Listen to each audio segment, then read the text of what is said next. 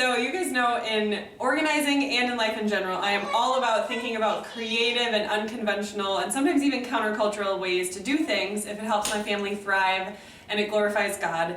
And by the way, if you are a Christian woman who wants to simplify and systemize your life to make time for what matters most, that's what we're all about here. So hit subscribe, and I have a couple great freebies below that you can check out. But in this video today, I'm going to take you around several spaces of our house and show you how we've used storage spaces in some unique ways, and I hope it gives you some great ideas. So first of all is this huge hall closet in our front entryway here. I showed you guys this closet in the home tour that I did before we moved in and told you that I might use this. Well, let's just see what I ended up using it for. What is this, Harry? This is my office. Your office? What are you doing here? I'm just standing. You're just standing? But what do you normally do in here? I work in here. You do your work? Yeah.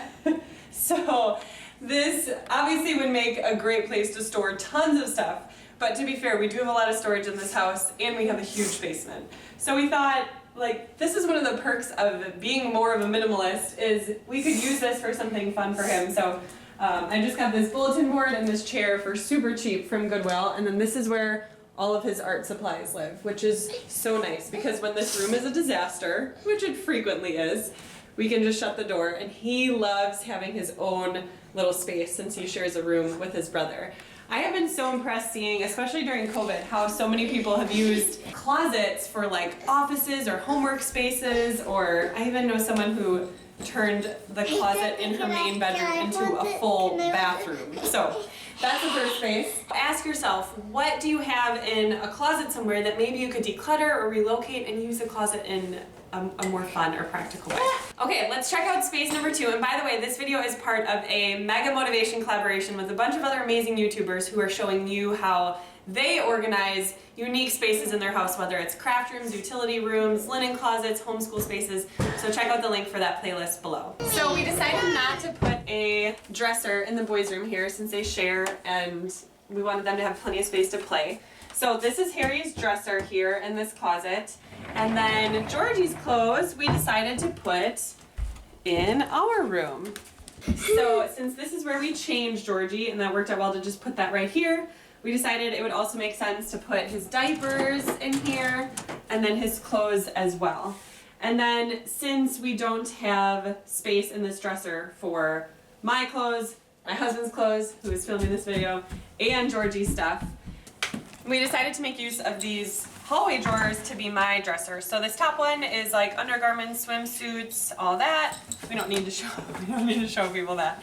And then this one is all my pants and pajamas, and this bottom drawer is clothes that the boys will be growing into soon. I remember years ago Emily Thomas saying something. She blogs at M for Marvelous, and she works with Laura Casey at Cultivate What Matters. And I remember her saying that they keep their kids' clothes in her nightstand drawers in her room because that's just what makes sense for their family. So you can keep your kids' clothes, your clothes, wherever you want. It really doesn't matter. Just think about how you live. Where are you getting your kids dressed? Where are you getting dressed? What makes sense for you? Okay, now I've heard of some people who live in tiny New York City apartments who will store, for example, their shoes in their oven if they don't use their oven, which I think is amazing. We certainly do not have like a tiny house by any means, but we don't use this shower in the second bath at all. So this might be a little TMI, but I have rheumatoid arthritis, and so I do a lot of stuff to take care of my health. So in this shower here, which I guess is hard for you to show here, in this shower I just store all the stuff that I use on a weekly basis, my infrared sauna and my mat that I sit on, and yes, I do coffee enemas, so I store all that stuff in there, and it works out great. Thank you. So I feel like a lot of newer homes have a dedicated command center. This is a original 1950s kitchen, so it definitely doesn't. But we've kind of just created our own up here. As you can tell, it's not pretty, and it's gotten more cluttered since we added all of Georgie's diabetes stuff in here. But we realized that putting a laptop right here is like perfect. You can just open this door and open it and stand here at standing height. And then we keep, you know, Georgie's diabetes stuff. We keep this basket, which has cards, address book, stamps, all that kind of stuff, envelopes, checkbook, and then over here we have clipboards, one for Kyle and one for me, and Harry's little calendar. So again, we've just kind of made our own little command center, and I love that we have all this in the kitchen because that's just where you spend the most time.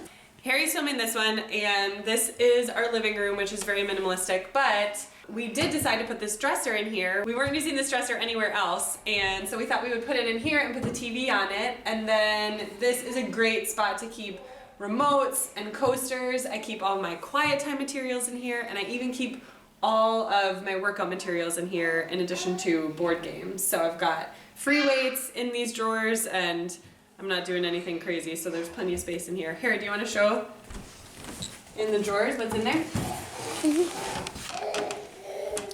So here's one of the drawers, weights and bands. There's some more down there.